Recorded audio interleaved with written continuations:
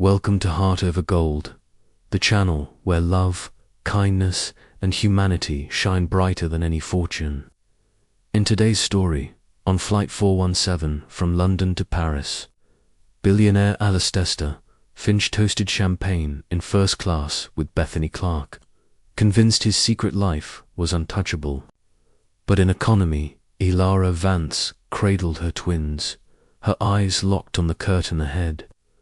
The flight hadn't even left the ground, yet the truth was already closing in, and this time there was no escape at 30,000 feet.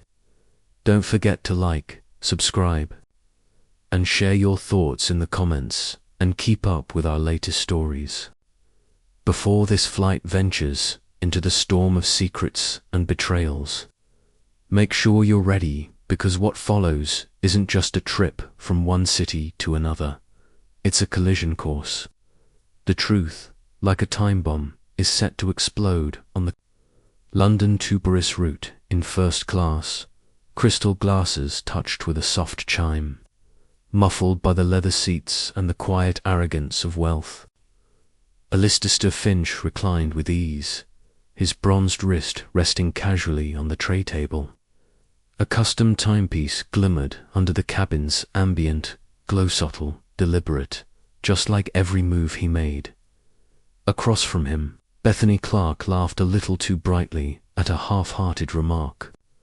Her bare shoulders shimmered under the soft light, the emerald necklace he had gifted her earlier catching the sparkle. She looked like someone convinced she had one.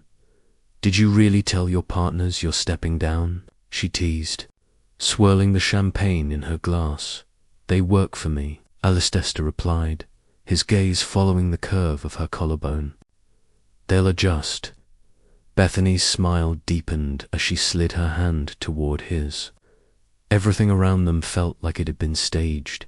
The vintage champagne, the Parisian hotel suite waiting for them, the whispers of flight attendants who recognized his face from glossy covers and billionaire lists. Even the clouds beyond the window seemed to bend in his favor. Power was his lifeblood, and tonight the air was thick with it. A flight attendant appeared, poised and professional. "Mr. Finch, we'll be pushing back shortly. May I get you anything else?" "Another bottle of champagne," he answered smoothly. "And something sweet for my fiancée. She's celebrating her promotion to future Mrs. Finch." Bethany flushed pink at the words. The attendant smiled, nodded, and returned moments later with a tray.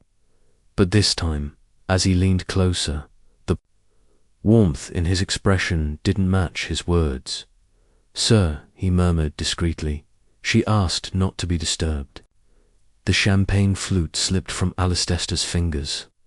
It didn't shatter, but the dull thud against the tray made Bethany gasp.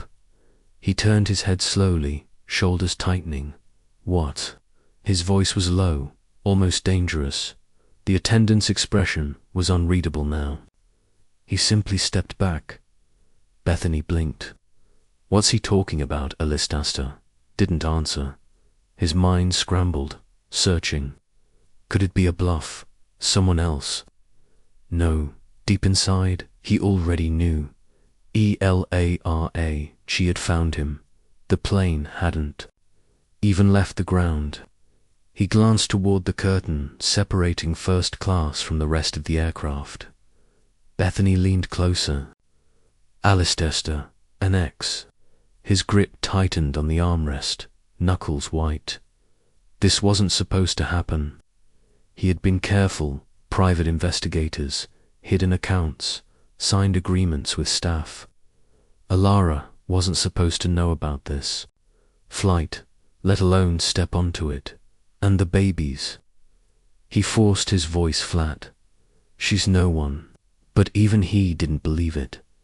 Behind him, the cabin door sealed shut. The captain's welcome echoed through the speakers, the outside world shrinking to pressurized air and locked consequences. Bethany withdrew her hand.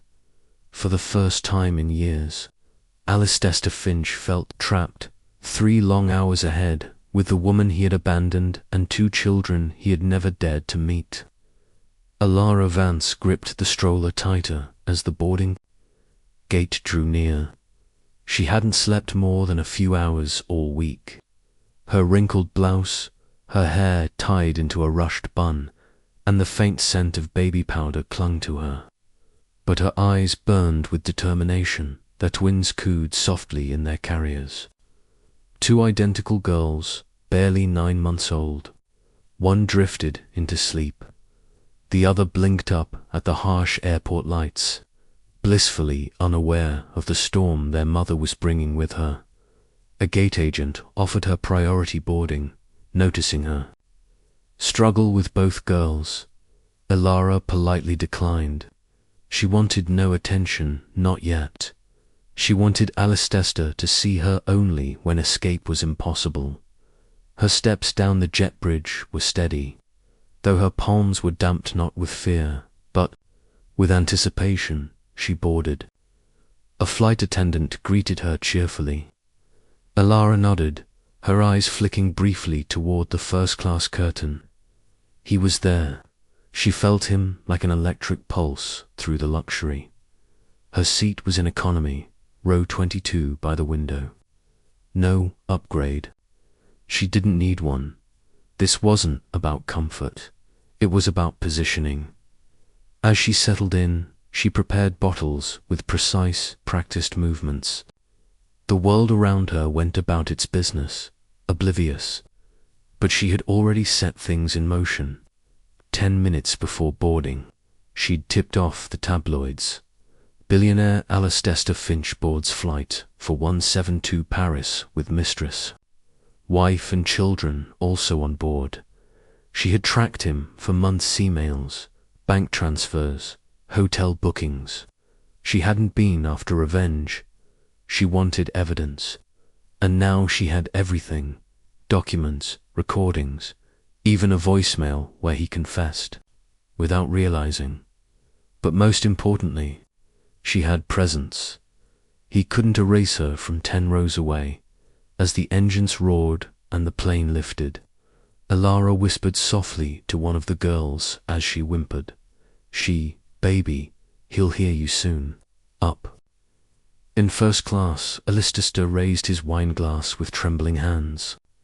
He was no longer in control, because this flight, this sky belonged to her now. It was no longer a partnership.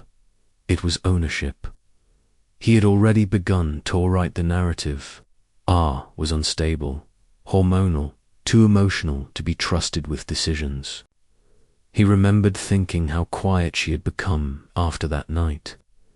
He hadn't minded the silence. Back on the plane, the silence broke again. A toddler shrieked, then Anathurkri. A nearby passenger groaned. Bethany pulled her blanket tighter. She suddenly felt cold. "Are they yours?"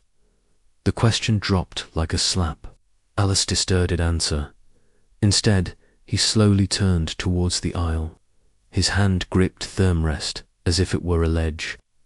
Somewhere in row 1 for B, Ara was rocking her daughters. He hadn't seen them since the NICU. He had never held them. He had never wanted to.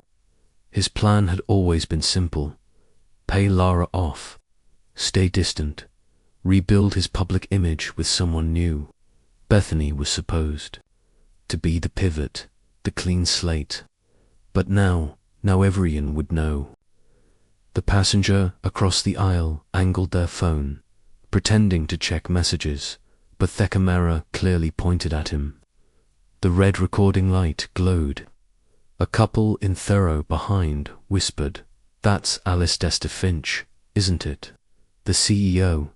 He's with that influencer. But didn't his wife just have twins?" More phones went up. Alistesta stared straight ahead, face stone, trying to silence the fire behind his eyes. His reputation wasn't crumbling behind closed doors.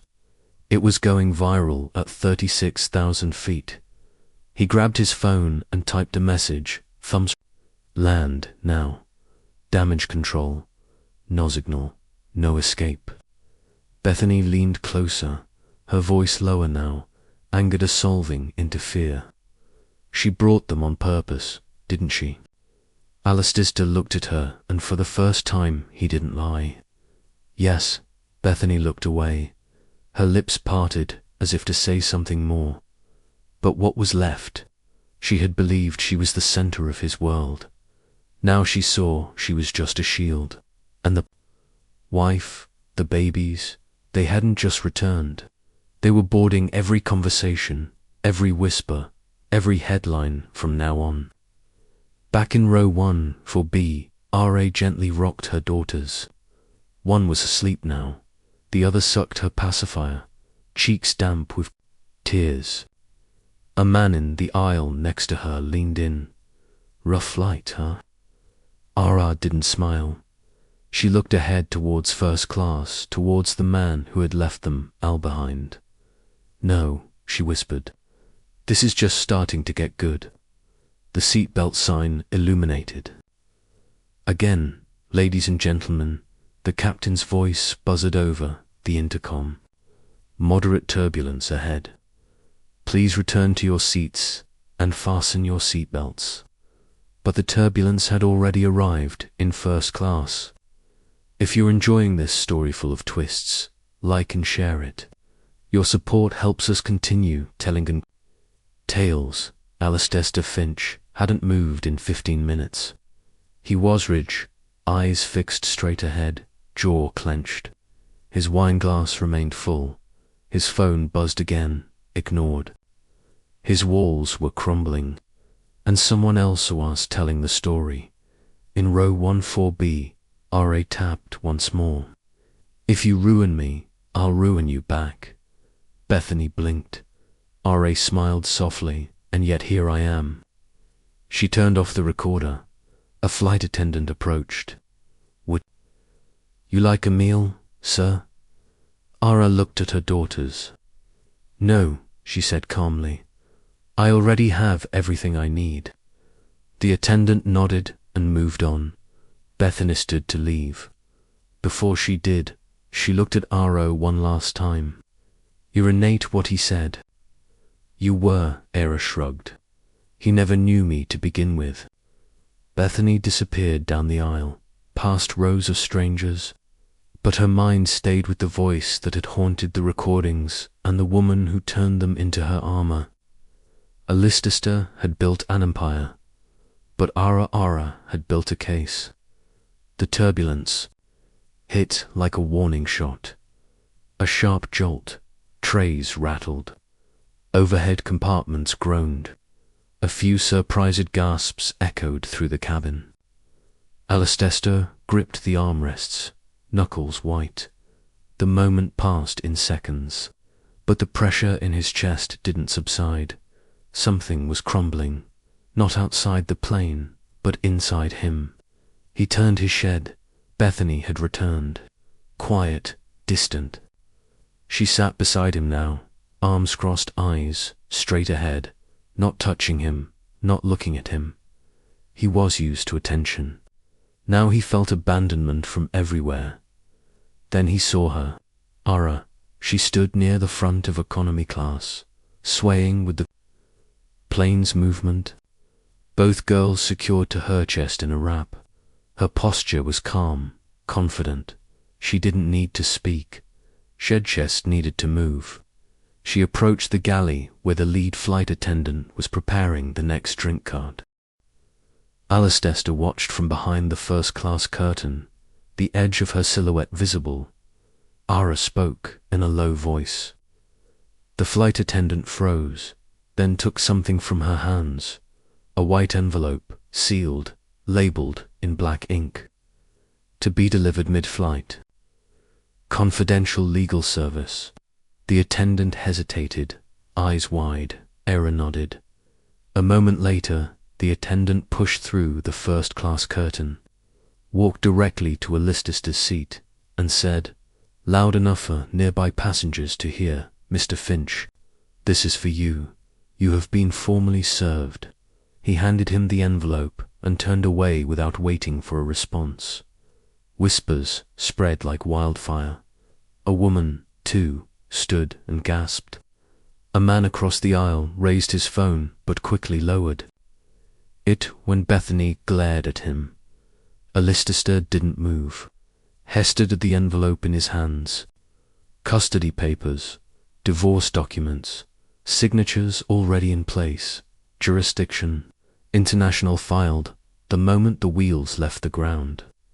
He was literally above the law, unable to avoid, postpone, or escape it. Bethany moved beside him, her voice whispering but sharp. "She served you, Alistair." Alistair said nothing. She leaned closer. "Do you know how planned that is? Do you know how much she had talked about you? About your flight? About your schedule for this moment to happen?"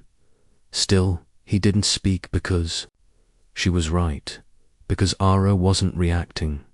Shaw's executing, and he was trapped. "Open it," Bethany said. "Be a man and read it." Slowly, he peeled back the flap. 6 neatly stapled pages, legal text, emotionless, line after line of things he once controlled, now slipping from his grasp. Exclusive custody, frozen assets, request for 9 months of retroactive ill support, restraining order clause upon landing. The last line stung Themist, because silence does not equal safety. The words blurred. He blinkered hard and looked up. Bethany was no longer looking at him. She was looking at who had returned to her seat in economy class. Both daughters asleep, quiet, as if she hadn't just dropped a bomb mid-flight. The turbulence hit again, harder this time. The plane shuddered. A plastic cup slid from a tray and rolled down the aisle. Bethany stood. "I'm moving." Alistair looked at her. "Where?" "Anywhere away from you." Shedder sappered through the curtain again. This time, Alistair didn't stop her. He stared at the legal packet on his lap. For once, no words came, no plan, no call to make, just altitude and descent. Don't let this story stay just in your mind. Like and subscribe for more breathtaking dramas. Alistair looked out the window. The clouds below seemed infinite, soft, white, forgiving, everything he wasn't. He clutched the divorce papers, but his attention was no longer on the words. It was on a single line buried in the footnotes. Legal language, clinical, but devastating. DNA confirmation attached. Only daughter Ray, only one. He quickly scanned the attached medical report. 2 samples, one marked as his biological daughter, the other, it didn't match. He blinked hard once. That had to be a mistake. In row 1 for B. Him approach. She didn't turn, not even when she heard the heavy, halting footsteps. He stopped right beside her row. He stood in the aisle, voice low, but strained. "What the hell is this?" he hissed, holding up the documents. She looked up slowly, calm, resigned. "That," she said, "is the truth, which owns mine." She didn't answer. Immediately, she gently rocked one of the girls, while every other stirred beside her. He leaned in, whispering and yelling. "You used either behind my back. You signed the consent forms. I didn't know there were 2 embryos. You didn't ask." Near B passengers shifted uncomfortably. Alistair lowered his voice. "So, one of them isn't." "Mine." Aaron nodded once. "Why?" he asked. "Why on earth would you do that?" Her eyes sharpened. "Because ich knew you wouldn't protect the one that was." His mouth opened, but nothing came out. She continued, voice low and firm. "You wanted nothing to do with them, you said so. You disappeared the day I showed you the ultrasound. You said, and he quote, 1 child is an accident, 2 is a trap." She adjusted the blanket over the twins. "So, I created my own backup plan." Alistair shook his head slowly. his eyes fluttering between the girls. Which one? She looked up again, emotionless. Does it matter? He swallowed and realized for the first time that he didn't know how to look at them. Not his daughters, not his people, not even their names, just consequences. You manipulated science, he whispered. No, said I manipulated the outcome. A pause. I made sure one would always be safe, even from you. That hurt more than anything else. She had said, You can't erase me like that. You already did, she replied. You just thought I'd stay dearest. He looked back at the children, both asleep now, utterly oblivious to the battlefield around them. You lied, you protected. He backed away, stunned. For a moment, he wasn't Alistair Finch, the billionaire. He was just a man with a daughter he couldn't name and another who never belonged to him. And yet somehow both belonged to Ara Morathon he ever did. He turned without a word. He walked down the aisle like a ghost. Era exhaled slowly. From the window, the clouds parted. Somewhere in the distance, the captain announced the descent, but the truth had already landed. Ladies and gentlemen, this is your captain speaking. We have begun our initial descent into Paris. The words echoed like a countdown. Alistair lumped into his seat, the weight of the altitude pressing harder than gravity. The divorce papers still rested on his lap. The DNA result flickered in his mind like a bug he couldn't debug. One daughter his, one not, neither reachable. He stood abruptly. Passengers looked up, sensing the tension, but unsure whether to speak or pass by. Summer began filming again. A billionaire. Crumbling mid-flight wasn't something you saw every day. He ignored the stairs and headed to where Bethany now sat alone near the bulkhead. Headphones on, but music off. She saw him coming, shouldn't flinch. Bethany, he said, kneeling by her row. Let me explain. She stared straight ahead. There's nothing left to explain, she said flatly. You didn't want, she turned finally. You didn't want what, Alistair? That you lied, that you abandoned your children, that you dragged me into your second life as if I were a backup plan. He lowered his voice. I never used you, she snorted. Yes, you did. You used me to prove to yourself that you still had options. Nearby passengers moved away, giving space but not privacy. Alistair Tredence more. Please, Bethany, don't let it end like this. She took a deep breath. Then she stood. You ended at the moment you turned your back on a woman holding your daughters. She walked down Theor past first class, towards the back of the plane. She didn't look back. Shouldn't break, he found next. She was sitting in her row, the babies asleep, her face turned towards the window, framed by the fading light. He didn't speak at first, just stood there, gripping the seat in front of her as if it were the only thing keeping him grounded in. Ara. Nothing, Ara, please. She adjusted Dawn of the baby blankets. You win, he murmured. Okay, you win. I thought. She turned. Her head slightly. Her expression wasn't cruel. It was empty. Do you think this was about winning? He leaned closer. I can do better. She cut him off with a single glance. You had your chance, Alistair. When they were born, when I begged you for help, when I asked you to show up. She looked back out the window and you didn't. He opened his mouth, closed it again. He waited for her to say something more. She didn't because she didn't have to. Hugh ecked away slower this time. Back to his seat, back to nothing. The plane began to descend. The city lights of Paris twinkled beneath the clouds. The man who once owned towers, headlines, and rooms. full of admirers. Now he was buckled into his seat, alone. No hand to hold, no voice to hear, just silence and the descent. If you made it this far, congratulations. Now it's your turn. Do you think Alcester Finch deserves this ending?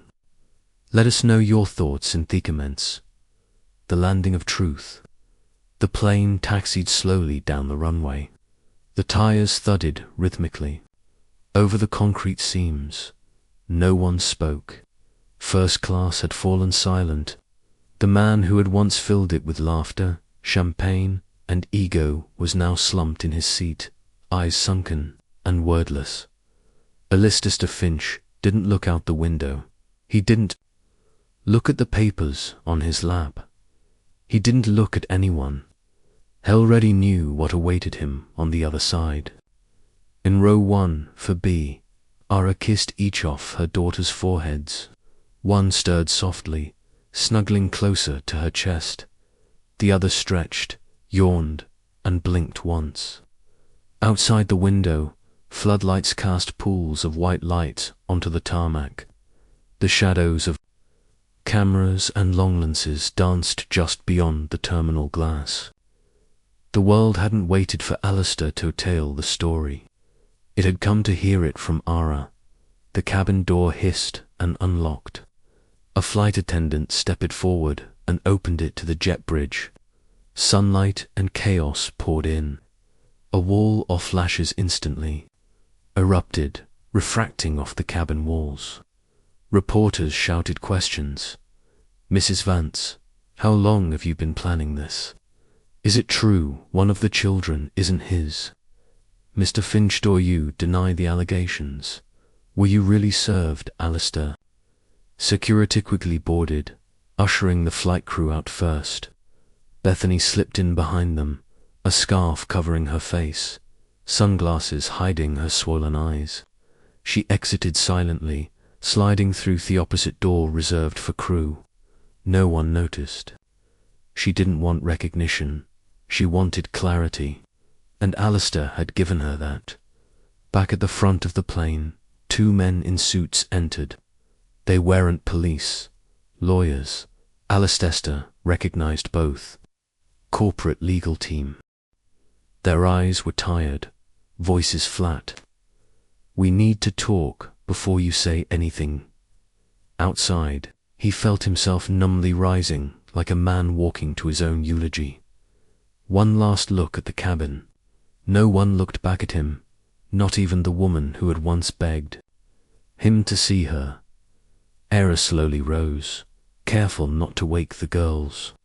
She adjusted the wrap, one baby on her chest, the other nestled in her arm.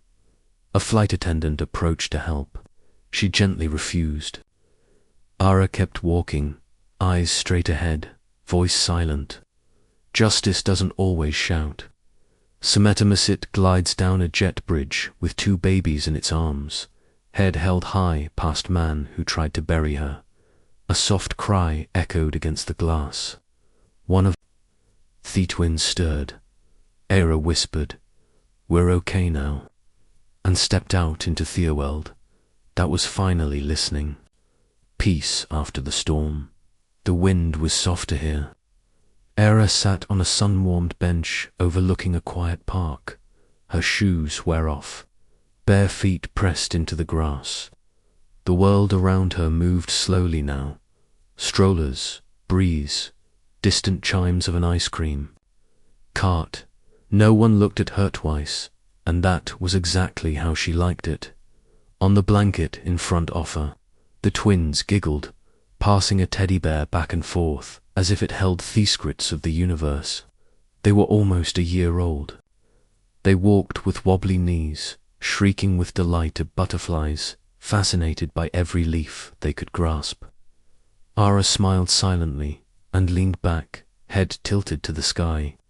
She had launched something up there, 35,000 feet up, wrapped in pressurized silence and a long-awaited confrontation. Freedom wasn't loud. It didn't come with handcuffs or headlines. It came in soft exits, in quiet strength, and finna herself. Across town, in a glass office lined with books and courage, Bethany slid a folder across a conference table. "She's ready to testify," her sharp voice said with purpose, "and we'll get her out safely, quietly." Her client, a woman with tired eyes and fresh bruises, nodded. Bethany stood. "You're not alone." Since the flight, she had rebuilt herself one decision at a time. No more brand deals, no more red carpets, no more being someone's ornament. She joined a legal advocacy group fighting for women like women buried under wealth, silence, and control. Her desk held no flowers, only files and hard truths. And every day Sharoom remembered the moment she stood up and walked away from Alistair. It hadn't been a rebellion, it had been survival. As for Alistair Finch, his name hadn't trended in months. The board had quietly removed him. Investors fled, lawsuits piled up, accounts frozen, collapsing shares. His face disappeared from magazines and luxury conferencists. He now lived in a rental on the outskirts of the city, alone. Thelitha chairs didn't match. His phone barely rang. Silence was his only companion, and it didn't flatter him. He watched as the world moved on. He watched his children grow from a distance he would never be allowed to cross. And worst of all, he finna understood that no empire could protect him from the truth. Back in the park, one of the twins wobbled and climbed onto Ara's lap. Sticky, with orange juice and curiosity. "Mama," she cooed. Alara wrapped her arms around her daughter and gently rested her chin on the soft crown of her head. "Yes, darling," the little girl pointed to the sky. Plain. Ara looked up. A jet whisperer doorhead, barely visible against the bright blue. She watched it pass, a silver arc in motion, and she thought, not of Alistair, nor the courtroom Notivan. The pain. She thought of the moment she stood in a narrow airplane aisle, surrounded by passengers and possibilities, and finally spoke without saying a word. She had been served pain. She returned with peace, and she never looked back.